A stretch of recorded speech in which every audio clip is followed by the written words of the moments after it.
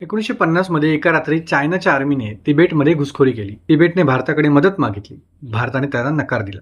China आज आपला मित्र आहे. हिंदी चिनी भाई भाई त्या एका चुकीची किंमत भारत आजही चुकवतोय. नमस्कार मित्रांनो, तुम्ही पाहताय जगात काय चाललंय. आता चायनाने तिबेट का घेतलं नेमकं?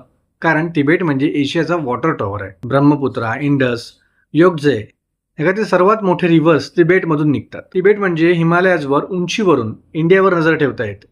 मिलिटरी ॲडव्हान्टेज आहे. तिबेट आधी इंडिया आणि चायनामधला बफर झोन होता. तिबेट असेपर्यंत चायना थेट इंडियाच्या बॉर्डरवर नव्हता. तिबेट गेल्यावर चायना थेट इंडियाच्या दारात आला आणि 1962चं युद्ध झालं. सरदार पटेल यांनी नेहरूंना वॉर्निंग दिली होती की चायना तिबेट घेईल, मग इंडियावर येईल.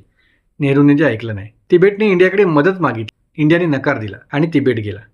आणि त्यानंतर 2 वर्षात चायनाने इंडियावर अटॅक केला. आज इंडियाने दलाई लामांना आश्रय दिलाय. धर्मशालामध्ये तिबेटियन गव्हर्नमेंट इन एक्झाईल आहे. हे चायनाला सतत डाचतं. तिबेट फक्त एक दुसराचा देश नाही आहे.